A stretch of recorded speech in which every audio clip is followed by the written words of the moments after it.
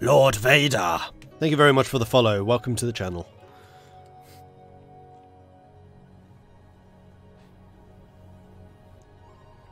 I think Paradox has gotten people used to their DLC model, which might actually be a more profitable business model. It is definitely a more profitable business model. There is no doubt about that whatsoever.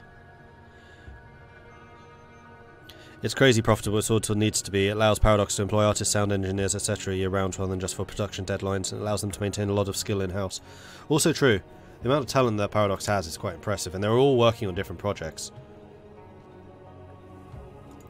It's going to be interesting what the new CEO brings to the company, because all of Paradox's development up to this point I think has been done pretty much by Frederick Wester, but he's stepped aside and he's got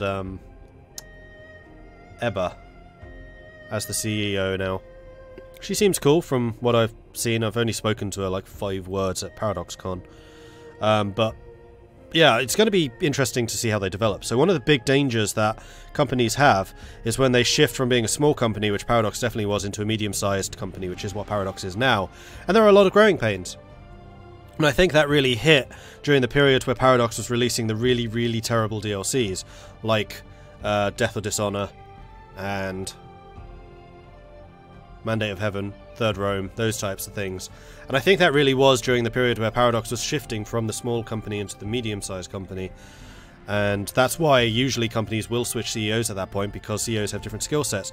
Fred is very visionary. He's very good at building a small group and doing cool stuff with that small group.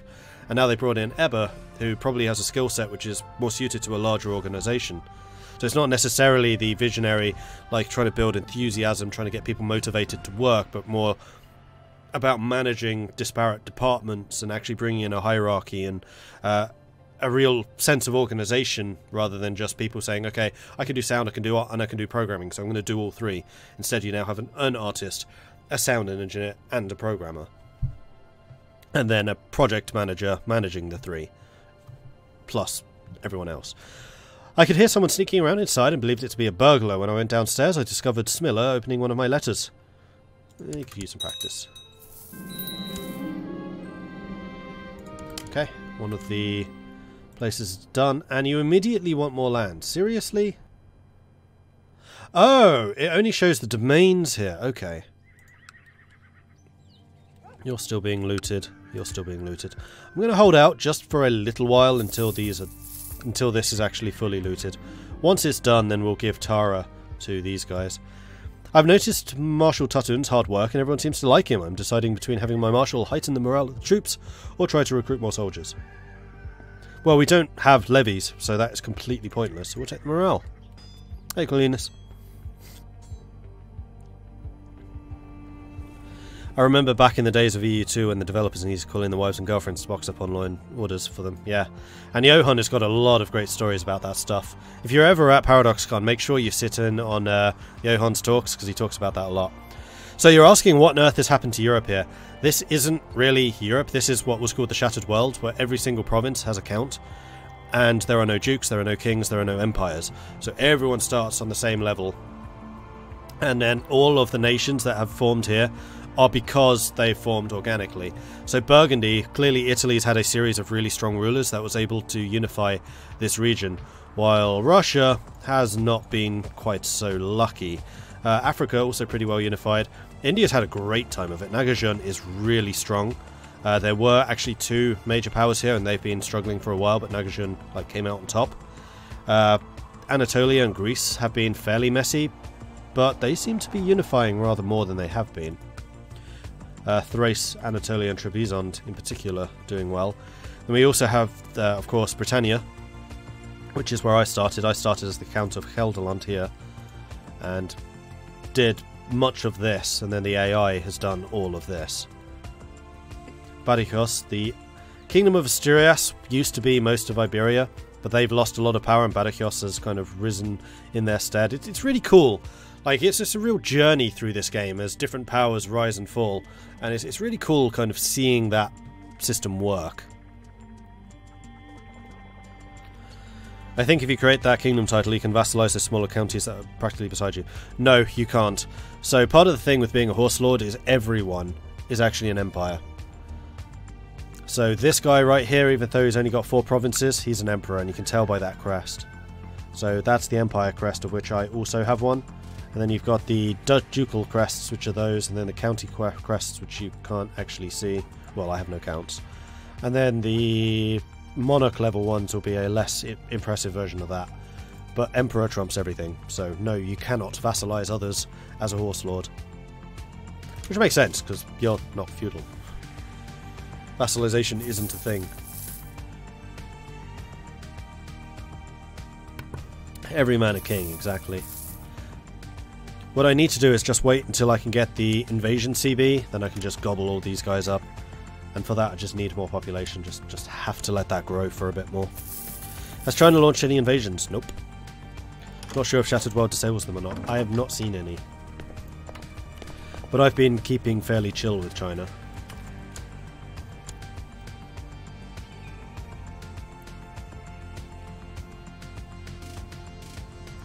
Arranged marriage? Sure.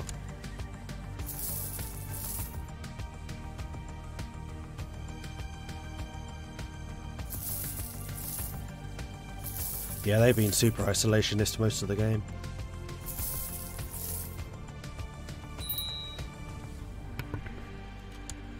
Okay, children lack focuses. Zach Barnett needs to learn life is struggle, as does Jackson. Okay.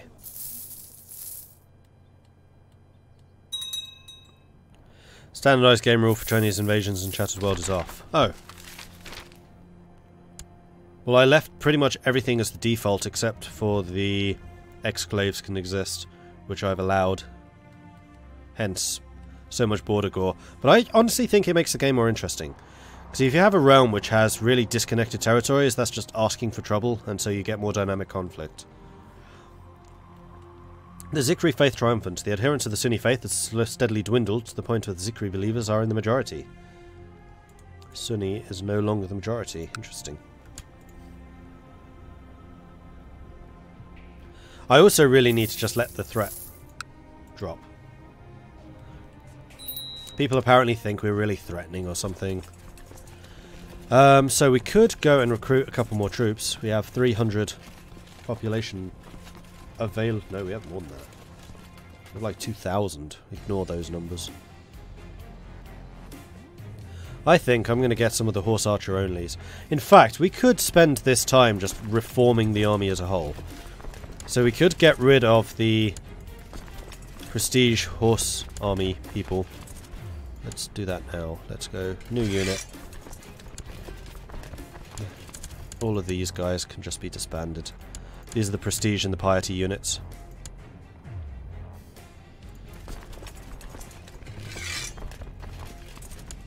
Okay. And then we are going to hire these. Need to be careful I don't overspend though. So we're going to be a little bit underpower for a while. Then as we ratchet up, we'll get stronger and stronger. So at this point, the heavies are definitely going to be in the centre with the horse archers on the flank. So we need to make sure we have a decent balance of that.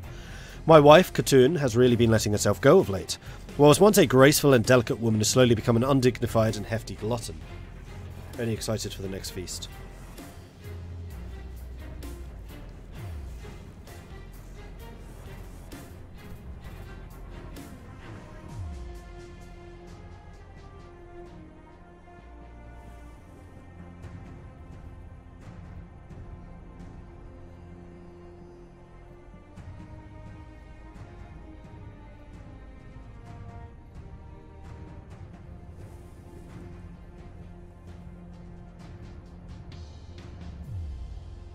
Will they ever add East Asia to CK2 or possibly CK2? CK2, no.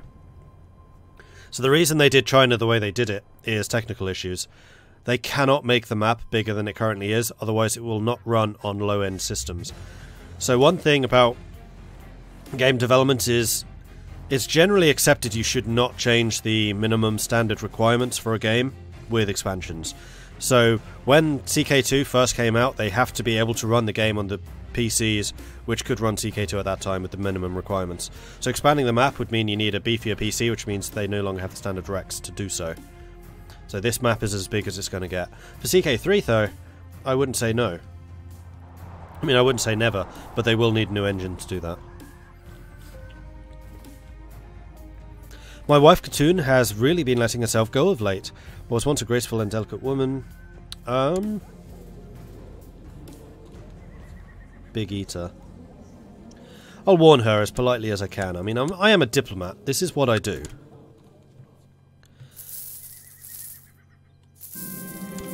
I was relieved to see that my words did not go unheard. Katoon thanked me for my concern and promised me that she will start dieting immediately. Well, alright then. Oh, another tribe's just gone. It wasn't you, it was you. So... this is going to be the estimate area. You. Grant landed title. This is going to be Vagay. There you go.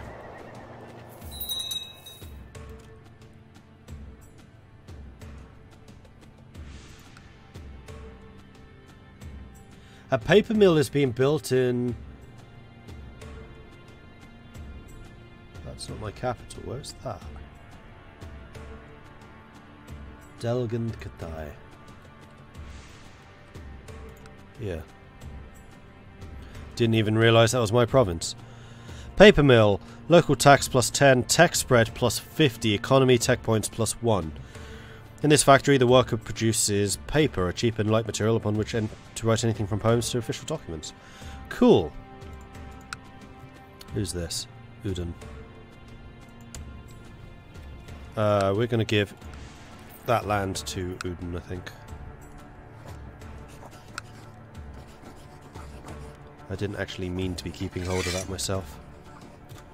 And also mean to get the paper mill, so enjoy! I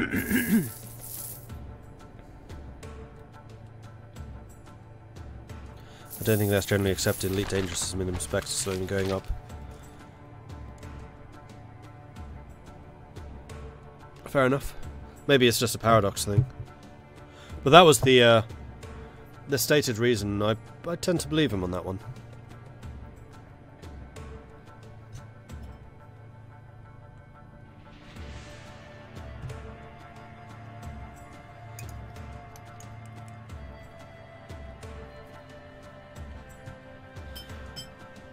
Just sorting out tea supplies. Finished up my Lemzip. Seems to have had no effect.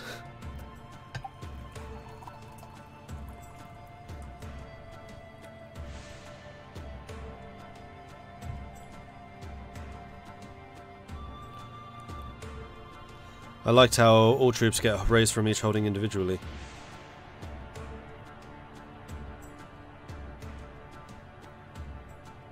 They still do Simonism. It's just because of who I'm playing with right now that that doesn't happen.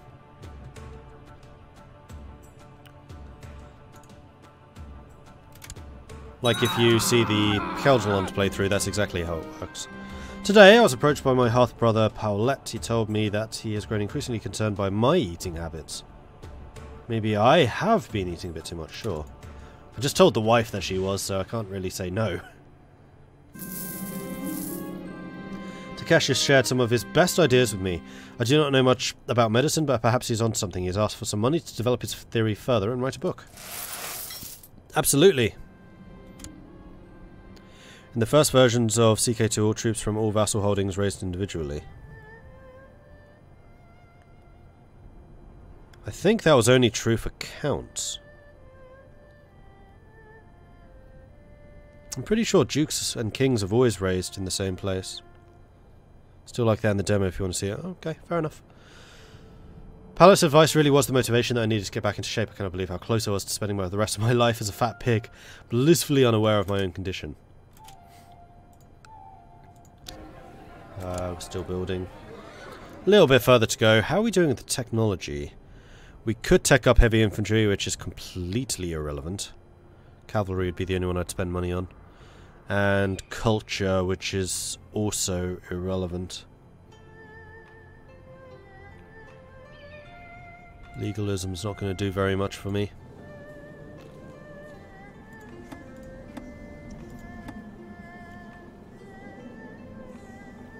Oh, tolerance level would increase status of women, okay. Yeah, basically nothing else happens though. During the last few days, Jackson, who's been clutching at his stomach, made frequent visits to the privy. Call the physician!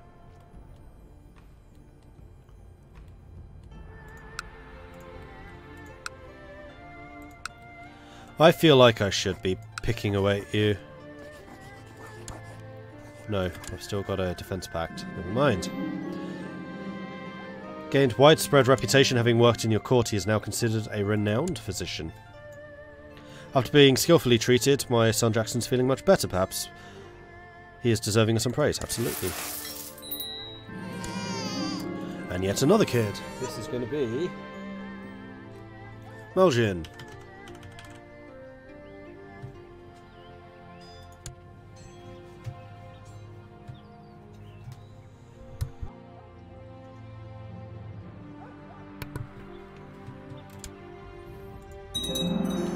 Will Paradox ever make a game that's before CK2? Well, funny you should say that, because yes, they're making one. Imperator Rome. Although that only goes up to like 2 AD. It's BC to AD. So the gap between 0 AD and 700 and whatever it is that this one starts in is not being represented.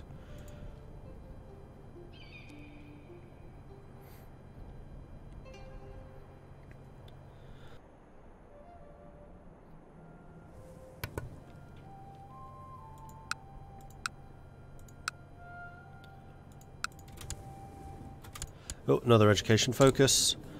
More martial, I think. Alright, you can also... I'm tempted to get composite bow now that I'm actually improving the horse archers. Because we really do want them just causing damage.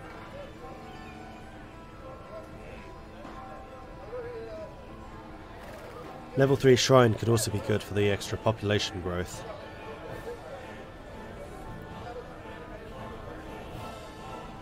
Oh, Bagatelle Council means you can get more commanders.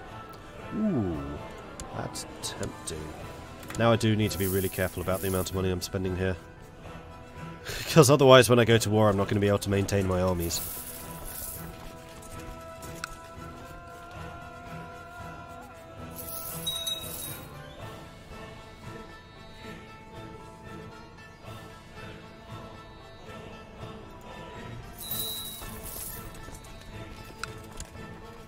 Being at peace for too long, yeah. You're not the only one to be getting itchy trigger fingers.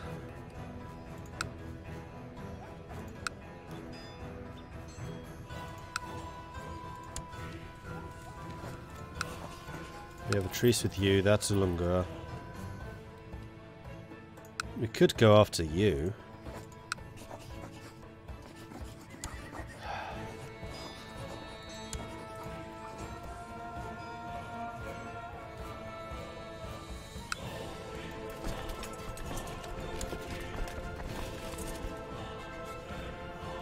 Okay, I think we need to go after Khotan. We're just going to start raiding their asses.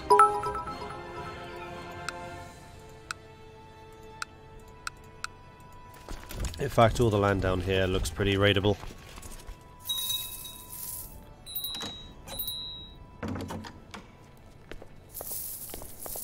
New Crusade system is so dumb when you play nomads and burn everything you take. They form duchies with new empty tribal holdings. Really? Tribal holdings? I still need to play a bit more with the crusading factions. I haven't played as a crusader for a long time.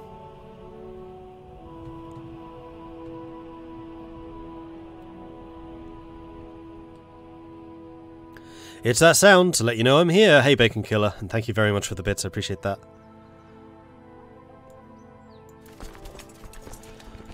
Alright, so, who do I want to have in command of the various flanks and positions? We want the Marauder in the centre. So actually, can I get that myself yet? Warrior training, I can. There we go, now I'm a Marauder. So I can take the centre, plus I'm an Organiser, which means we move quicker. Then... Adig is going to take the right because he's a cavalry commander, and Cole can take the left with his siege ability. Alright, so any heavies are going to be in the centre with me. Then we basically just need to divide up the horse archers between you two. That'll do. Raiding stance. To the strong rogue, Karga not smart. Staying idle is not in the warrior's blood. I hence invite you into this war. You are currently fighting the Buddhist uprising. Where are you? Sure, I'll join you. Actually, crap. Should have stayed in raiding stance, then I could just have raided my way home. Never mind. Hey, Helson. Finding a new place, still on the floor, need my stuff, but I'm not in college.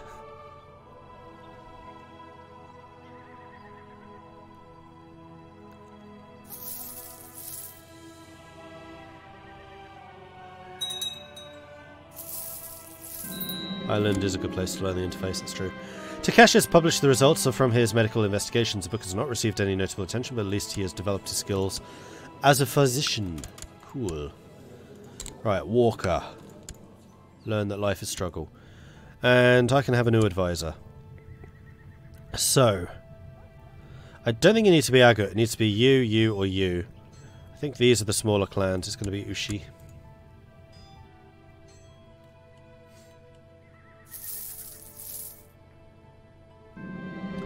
As he's growing older, I can see that Saberbane could use some guidance in my experienced areas. No.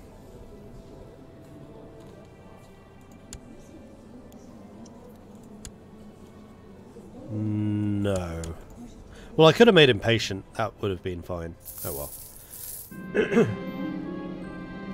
Oh, we've won that war, as I thought we would. Just as I arrived there. Damn it!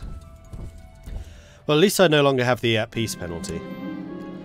Saberbane often speaks in reverence to the wise men of old, saying he wants to be like them. Sure, what a lovely child. Erudite's quite a good skill. Although he's trying to be a fighter. Never mind.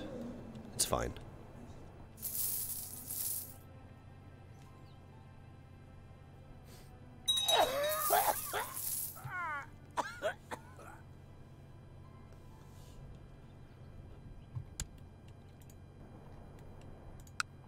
So, Ulungur. We can now do invasions. They are legal. Who do we want to invade? Bearing in mind that this is going to cause a lot of threat. I need Itil to finish their revolt. I want to go after Itil. I think that's going to be the invasion target. And I think I might try and humiliate Ulungur to get their population. 6,000, we would get 1,500 or so.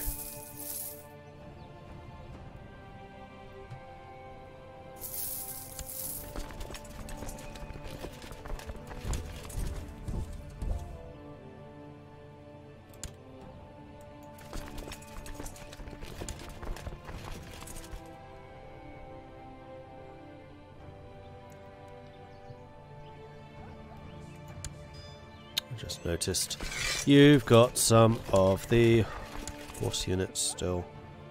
Unfortunately, I was investing in camels. I'm not convinced by camels.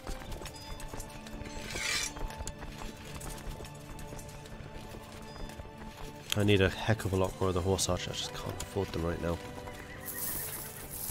Hey, Onshore. 4:30 AM, the new baby just won't sleep. Parenthood. Hey, at least you've got streams and stuff to watch.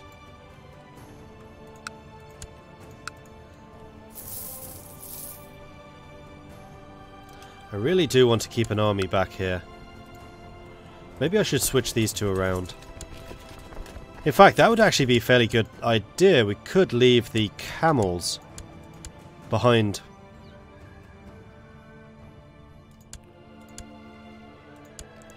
Yeah, okay. That's what we're going to do. We're going to leave the camels behind. Because the camels come with the light cavalry, and I was using the camels on the flanks before, but I really don't want to have light cavalry on the flanks. So I think I'm going to send you guys. You're going to defend this. And then the units which remain are going to be my assault troops. So we've got 3,000 assault troops right now to use against Dulungur or whoever we decide to go after. Childhood focuses. Utari needs to struggle. Valanoma needs to struggle.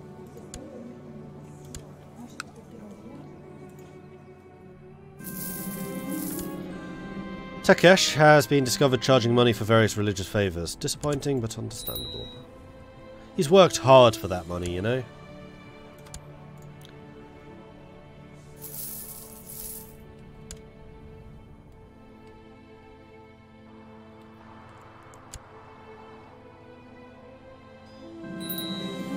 As he's growing older, I could see that Tutulush could use You're a random, so no.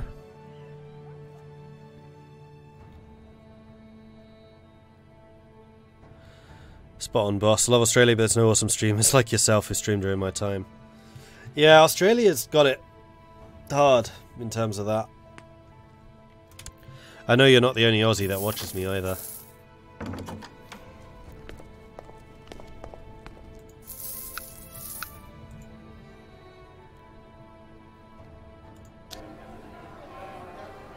Still building. I'm on speed 4. We're rushing through time as quickly as we can. And I should try and balance these forces. Not a good balance. Not a good balance at all. I really need more horse archers.